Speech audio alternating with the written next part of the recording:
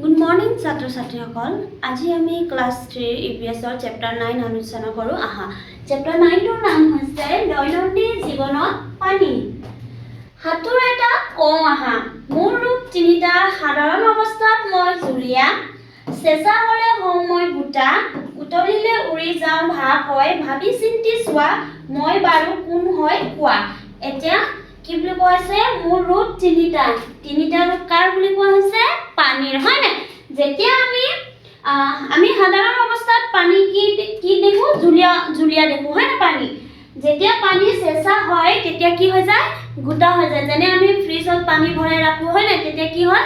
পানীখিনি গোটা হৈ যায়। আৰু পানী আমি উতলালে, গৰম কৰিলে কি হয়? ভাপ হয়, উৰি যায়, হয় নাই? আৰু চোৱা কি বুলি কোৱা হৈছে? ভাবি চিন্তি চোৱা মই বাৰু কোন হওঁ কোৱা। এতিয়া কোন বুলি কোৱা হৈছে? পানী। চোৱা ছবিত ধুনীয়াকৈ দিয়া হৈছে জুলীয়া, গেছীয় আৰু গোটা। এতিয়া ইয়াত কি বুলি কোৱা হৈছে? সকলো প্ৰাণীকে জীয়াই থাকিবলৈ পানী লাগে।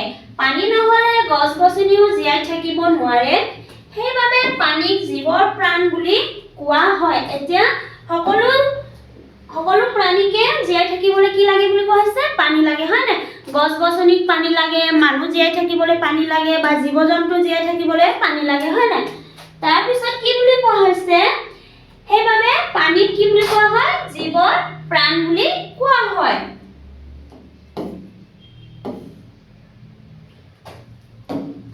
চোৱা কওঁ তোমালোকে ঘৰত পানী ক'ৰ পৰা পোৱা? আমি ক'ৰ পৰা পাওঁ? সকলো ঘৰত বেলেগ বেলেগ ধৰণৰ পানী পোৱা যায়, হয় নাই? কিছুমানে দমকলৰ পৰা, কিছুমানে কুঁৱা, হয় নাই? তোমালোকে ঘৰত ক'ৰ পৰা পানী পোৱা সেইখিনি লিখিলে হ'ল। কুঁৱা, দমকল, নল আদি। তোমালোকৰ ঘৰত কিহৰ পৰা পানী পোৱা সেইখিনি লিখিলে হ'ল। প্ৰকল্প চোৱা তোমালোকে 3টা বা 4টা দলত ভাগ হৈ লোৱা।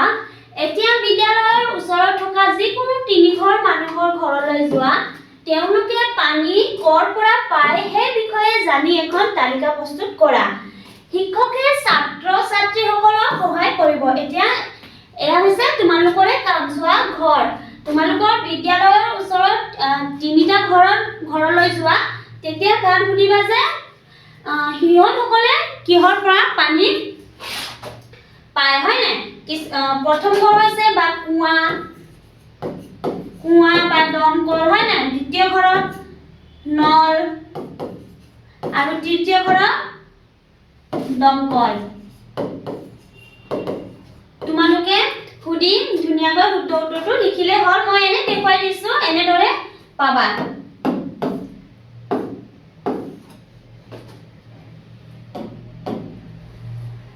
পানী সাধাৰণতে জুলীয়া অৱস্থাত থাকে। চেঁচা কৰিলে পানী গোটা মাৰি বৰফ হয় আৰু উতলালে ভাপ হয়। এতিয়া কি বুলি কৈছে? পানী সাধাৰণতে জুলীয়া অৱস্থাতে থাকে, হয় নাই? চেঁচা হ'লে গোটা হয় আৰু উতলালে কি হয়? ভাপ হয়। খৰালি কালত বৰষুণৰ পৰিমাণ কম হোৱাৰ বাবে কুঁৱা, খাল, বিল, পুখুৰী, নৈ আদিত পানীৰ পৰিমাণ কম হয়। সকলো পানী সেৱন কৰাৰ বাবে উপযোগী নহয়। পানীৰ নাটনি কমাবৰ বাবে আমি প্ৰয়োজনতে পানী ব্যৱহাৰ কৰা উচিত। এতিয়া কি বুলি কৈছে? খৰালি মাহত কুঁৱা, খাল, বিল, পুখুৰী, নৈ আদিখিনি কি হয়? পানী শুকাই যায়, হয় নাই? কম হয়। তেতিয়া কি হয়? সকলোকে পানী সেৱন কৰিবলৈ কি হয়? উপযোগী নহয়। সেইকাৰণে কি বুলি কোৱা হৈছে? আমি পানী কি কৰিব লাগিব? প্ৰয়োজন মতে ব্যৱহাৰ কৰিব লাগিব। চোৱা পানী আমি ক'ৰ পৰা পাওঁ জানানে? ইয়াত ধুনীয়াকৈ দিয়া হৈছে। পানী আমি ক'ৰ পৰা পাওঁ? বৰষুণ পানী, হয় নাই? ঝৰ্ণা, নদী, এইখিনিৰ পৰা আমি কি কৰোঁ? পানী পাওঁ।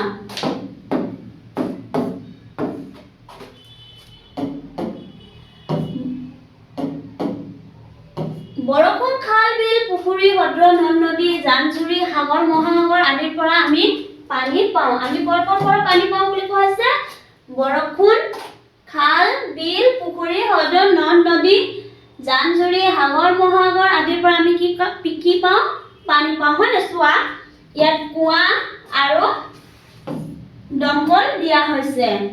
মাটিৰ তলত অৰ্থাৎ ভূগৰ্ভতো পানী থাকে। দমকল আৰু কুঁৱাৰ পানী আমি মাটিৰ তলত থকা পানীৰ পৰা পাওঁ। এই সকলোবোৰে হৈছে পানীৰ উৎস। এতিয়া কি বুলি কোৱা হৈছে? মাটিৰ তলৰ পৰা আমি ভূগৰ্ভতো কি থাকে? পানী থাকে, হয় নে? আমি মাটিৰ তলৰ পৰা দমকলত পানী ওলাও, কুঁৱাত ইত্যাদি, সেইবিলাকক কি বুলি কোৱা হৈছে? পানীৰ উৎস।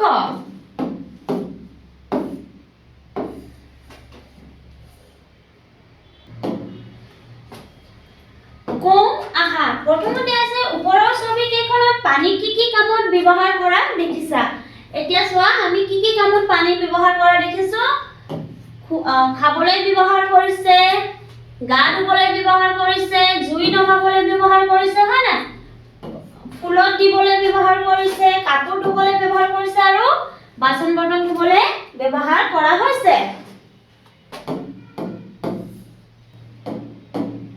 2 নম্বৰতে আছে তোমালোকৰ ঘৰত কি কামত পানী ব্যৱহাৰ কৰা হয়? আমাৰ ঘৰত কি কামত পানী ব্যৱহাৰ কৰা হয়?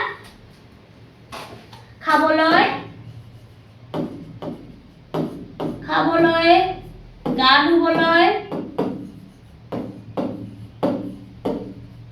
হয় নাই? খাবলৈ, গা ধুবলৈ, কাপোৰ ধুবলৈ আৰু বাচন বৰ্তন ধুবলৈ, ভাত ৰান্ধিবলৈ ইত্যাদিত আমি কি কৰোঁ? পানী ব্যৱহাৰ কৰোঁ। জানি লওঁ আহা, আমাৰ সমাজত বিভিন্ন মাংগলিক কাৰ্যত পানী ব্যৱহাৰ কৰা হয়। উদাহৰণস্বৰূপে বিয়াত পানী তোলা, দৰা কইনাক নোৱা ধোৱা, গৰু বিহুৰ দিনা গৰুক গা ধোৱা আদি। এই বিষয়ে শিক্ষক আৰু অভিভাৱকৰ পৰা ভালদৰে জানি ল'বা। এতিয়া কি বুলি কোৱা হৈছে? আমাৰ সমাজত কিছুমান বিভিন্ন ধৰণৰ মাংগলিক কাৰ্যত কি হয়? পানী ব্যৱহাৰ কৰা হয়। যেনে দৰা কইনাক গা ধোৱা আৰু গৰু বিহুত গৰু গা ধোৱা, হয় নে? ইত্যাদিত আমি কি কৰোঁ? পানী ব্যৱহাৰ কৰোঁ। ক্ৰিয়াকলাপ 1, ড্ৰপাৰ, চামুচ, কাপ, মগ আৰু কললৈ কৰি চোৱা। শিক্ষক আৰু অভিভাৱকৰ সহায় ল'বা। এতিয়া কি বুলি কোৱা হৈছে? ড্ৰপাৰ, চামুচ, কাপ আৰু মগ, কলৰ সৈতে আমি কি কৰিব লাগিব? কৰি চাব লাগিব, হয় নে? চোৱা, ড্ৰপাৰৰ পৰা কেইটোপাল পানী দিলে চামুচখন ভৰ্তি হ'ব? এতিয়া তোমালোকে এইখিনি নিজে ঘৰত কৰি চাবা। ড্ৰপৰ পৰা কেইটোপাল পানী চামুচত গিলিলে চামুচ ভৰ্তি হ'ব, হয় নে? কেই চামুচ পানী দিলে কাপটো ভৰ্তি হ'ব? এতিয়া এইখিনিও তোমালোকে ঘৰত কৰিবা। চামুচৰ পৰা কাপত পানী দি চাবা, কেই চামুচত কাপটো ভৰ্তি হয়, এয়া লিখিলে হয়। 3 নম্বৰত চোৱা, কেই কাপ পানী দিলে মগটো ভৰ্তি হ'ব? এইখিনিও তোমালোকে নিজে কৰিব লাগিব। আৰু 4 নম্বৰত কেই মগ পানী দিলে কলটো পানীৰে ভৰ্তি হ'ব? এইখিনিও তোমালোকে নিজে ঘৰত কৰি চাবা। নলীৰে পানী যোগান ধৰা দেখিছানে? নলীৰ পৰা পানী উলিয়াই ল'বৰ বাবে ঠায়ে ঠায়ে একোটা পানী কল লগোৱা থাকে। পানী ব্যৱহাৰ কৰাৰ পাছত পানী কল সদায় ভালদৰে বন্ধ কৰি থব লাগে। এতিয়া কি বুলি কৈছে? নলীৰ পৰা পানী উলিয়াই ল'ব কৈছে, হয় নাই? ল'বৰ বাবে কি কৰিব লাগে? ঠায়ে ঠায়ে একোটা পানী কল লগোৱা হয়। পানী ব্যৱহাৰ কৰাৰ পাছত আমি সদায় কি কৰিব লাগিব? পানীৰ নল বন্ধ কৰি থব লাগিব। চোৱা, আকৌ দিয়া আছে, ডাঙৰ পাত্ৰ, বাল্টি আদিত বৰষুণৰ পানী সংৰক্ষণ কৰি বিভিন্ন কামত ব্যৱহাৰ কৰিব পাৰি। তোমালোকেও বিদ্যালয়ত আৰু ঘৰত বৰষুণৰ পানী সংৰক্ষণ কৰিবলৈ চেষ্টা কৰিবা। আমি কেতিয়াবা পানীৰ অভাৱ হ'লে কি হয়? কি কৰোঁ? যেতিয়া বৰষুণ দিয়ে, হয় না? বৰষুণ দিওঁতে আমি বৰষুণৰ পানী গোটাই লওঁ। গোটাই লৈ আমি কি কৰোঁ? বিভিন্ন কামত ব্যৱহাৰ কৰোঁ। চিন্তা কৰোঁ আহা। চোৱা, 1 নম্বৰ প্ৰশ্ন দিয়া আছে, বৰষুণৰ পানী সংগ্ৰহ কৰি কি কামত ব্যৱহাৰ কৰিব পাৰি? এতিয়া বৰষুণৰ পানী আমি কি কামত ব্যৱহাৰ কৰিব পাৰোঁ? বৰষুণৰ পানী আমি বাচন বৰ্তন ধুবলৈ হয়, কাপোৰ ধুবলৈ, হয় না? ইত্যাদি কামত আমি ব্যৱহাৰ কৰিব পাৰোঁ। এতিয়া চোৱা, 2 নম্বৰত দিয়া আছে, শীতকালত পানীৰ উৎসবোৰত পানীৰ পৰিমাণ কমি যায় ইয়াৰ কাৰণ কি বুলি ভাবা এতিয়া কি বুলি কোৱা হৈছে শীতকালত পানীৰ উৎস কমি যায় হয় না যেতিয়ানো শীতকালত কি হয় শুকান হৈ পৰে হয় না শুকান হৈ পৰোতে কি হয় আমাৰ পানীৰ পৰিমাণটো কমি যায় চোৱা এবাৰ ব্যৱহাৰ কৰা পানী পুনৰ ব্যৱহাৰ কৰিব পাৰি প্ৰথমবাৰ কি কৰিছে কলমূল ধুই দ্বিতীয়বাৰ ফুলৰ টাবত দি দিছে দ্বিতীয়বাৰ কাপোৰ ধুইছে আৰু প্ৰথমবাৰে কাপোৰ ধুইছে আৰু দ্বিতীয়বাৰ বাথৰুম বা টাইলছ সফা কৰিছে হয় না চোৱা ছবি কেইখনে চাই কি বুজিলা ফল-মূল শাক-পাচলি চাউল দাইল আদি ধোৱা পানী পেলাই নিদি গছৰ পুলি ফুলৰ টাবত দিব পাৰি হয় না আমি যেতিয়া ফল-মূল শাক-পাচলি চাউল দাইল আদি ধু তেতিয়া আমি এই পানীখিনি নেপেলোৱাকৈ কি কৰিব লাগিব ফুলৰ টাবত দিব লাগিব হয় না গছৰ পুলি বা ফুলৰ টাবত দিব পাৰো কাপোৰ আউডালা পানীখিনি নেপেলাই গা ধোৱা ঘৰ পকী চোতাল নলা নৰ্দমা আদি সাফা কৰাৰ কামত ব্যৱহাৰ কৰিব পাৰো এতিয়া কি বুলি কৈছে কাপোৰ কানি ধোৱাখিনি আমি কি কৰিব লাগিব পানীখিনি গা ধোৱা ঘৰ পকী চোতাল বিলাক আমি কি কৰিব পাৰো সাফা কৰিব পাৰো হয় না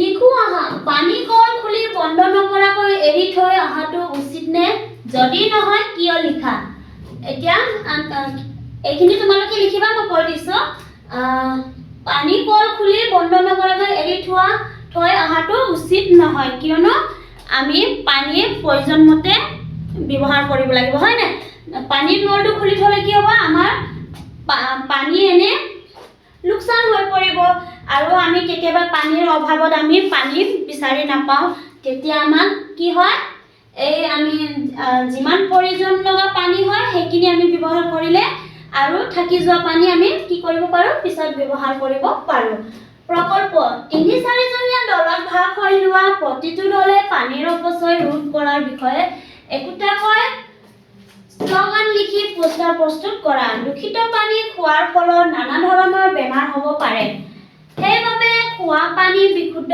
আৰু বীজাণুমুক্ত হ'ব লাগে এতিয়া কি বুলি কৈছে দূষিত পানী খোৱাৰ বাবে নানা ধৰণৰ বেমাৰ হ'ব পাৰে হয় না যে আমি কি কৰিব লাগিব খোৱাৰ বাবে বিশুদ্ধ আৰু বীজাণুমুক্ত হ'ব লাগে পানী ভালদৰে উতলাই চেঁচা কৰি খাব লাগে পানী ফিল্টাৰ কৰিও খাব পাৰি চূণ পটাছ ব্লিচিং পাউডাৰ আদি দিও বিশুদ্ধ কৰিব পাৰি খোৱা পানী ঢাকনি থকা পৰিষ্কাৰ পাত্ৰত ৰাখিব লাগে ডাঙৰ পাত্ৰৰ পৰা খোৱা পানী উলিয়াওঁতে দীঘল নাল থকা মগ ব্যৱহাৰ কৰিব লাগে যাতে পানীৰ আঙুলি বা হাত সোমাই নাযায় এতিয়া কি বুলি কৈছে খোৱা পানীত আমি সদায় ঢাকনি মাৰি থব লাগে হয় না কিয়নো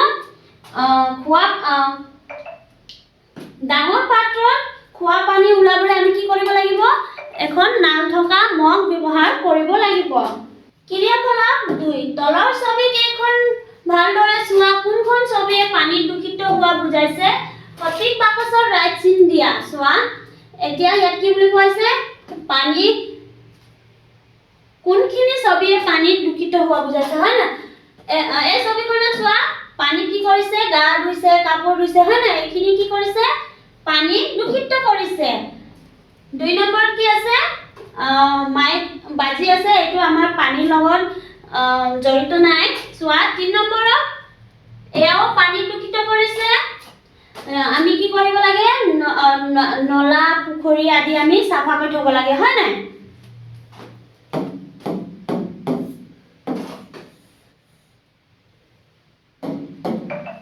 জুই জ্বলোৱাটো পানীৰ লগত কি হয় জড়িত নাই এয়া চোৱা পানী সদায় আমি কেনেকৈ থব লাগে পৰিষ্কাৰ হয় না ইয়াত চোৱা টেংকৰ পৰা পানীত আমি পলিথিন হওক বা প্লাষ্টিকৰ বটল হওক সেইবোৰ পেলাব নালাগে এয়াও হৈছে পানী দূষিত কৰা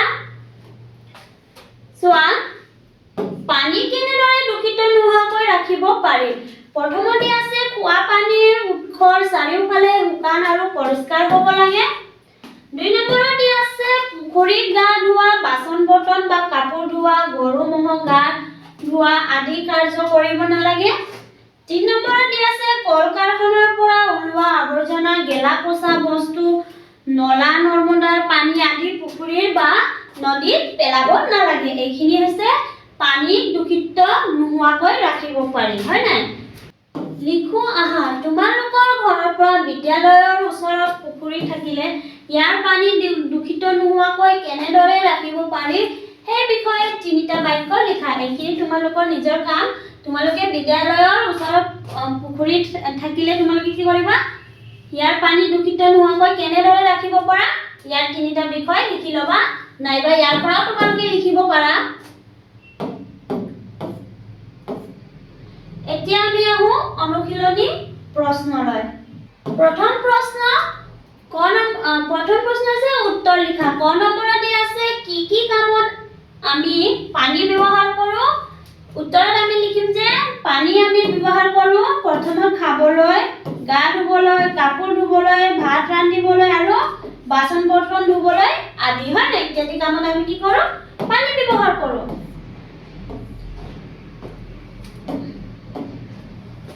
ক নম্বৰ প্ৰশ্ন হৈছে পানী কেনেকৈ পুনৰ ব্যৱহাৰ কৰিব পাৰি? এতিয়া আমি আগতে পাই আহিছিলো যে পানী কেনেকৈ পুনৰ ব্যৱহাৰ কৰিব পাৰি চোৱা। উত্তৰত আমি লিখিম যে পানী পুনৰ ব্যৱহাৰ কৰিবলৈ ফল-মূল, চাউল ধোৱা পানী, গছ-গছনি বা ফুলত দিবলৈ ব্যৱহাৰ কৰিব পাৰি। কাপোৰ ধোৱা পানীৰে চোতাল বা বাথৰুম চাফা কৰিবলৈ ব্যৱহাৰ কৰিব পাৰি আৰু বৰষুণৰ পানী সাঁচি লৈ বিভিন্ন কামত ব্যৱহাৰ কৰিব পাৰি। গ নম্বৰ প্ৰশ্ন হৈছে দমকল আৰু কুঁৱাৰ পানীৰ উৎস কি?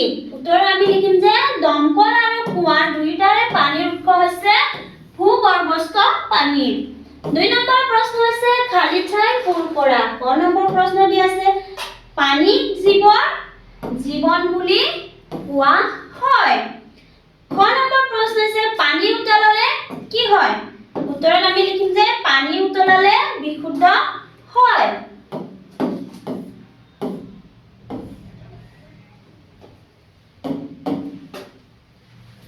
গ নম্বৰ প্ৰশ্ন আছে খোৱা পানী বিশুদ্ধ আৰু কি হ'ব লাগে? উত্তৰত আমি লিখিম যে খোৱা পানী বিশুদ্ধ আৰু নিৰূপকাৰী হ'ব লাগে, হয় নাই? ঘ নম্বৰ প্ৰশ্ন হৈছে খোৱা পানীৰ উৎসৰ চাৰিওকাষ কি হ'ব লাগে? উত্তৰত আমি লিখিম খোৱা পানীৰ উৎসৰ চাৰিওকাষ পৰিষ্কাৰ হ'ব লাগে। 3 নম্বৰ প্ৰশ্ন হৈছে শুদ্ধ উত্তৰটো বাছি ৰাইট চিন দিয়া। এতিয়া আমি কি কৰিব লাগিব? ইয়াত কিছুমান প্ৰশ্ন দিয়া হৈছে, এই প্ৰশ্নখিনিৰ পৰা আমি শুদ্ধ উত্তৰত ৰাইট চিন দিব লাগিব। মই ইয়াত উত্তৰটো লিখি দিছো, তোমালোকে ধুনীয়াকৈ বহিত ৰাইট চিন দিয়া। ক নম্বৰ প্ৰশ্ন হৈছে উদ্ভিদক পানীৰ প্ৰয়োজন হয় নহয়? উদ্ভিদক পানীৰ প্ৰয়োজন হয়। খ নম্বৰ প্ৰশ্ন হৈছে সকলো পানী সেৱন কৰাৰ বাবে উপযোগী হয় নহয়? সকলো পানী সেৱন কৰিবলৈ উপযোগী নহয়, হয় নাই? গ নম্বৰ প্ৰশ্ন হৈছে খোৱা পানী পৰিষ্কাৰ পাত্ৰ ৰাখি ঢাকি থব লাগে নালাগে?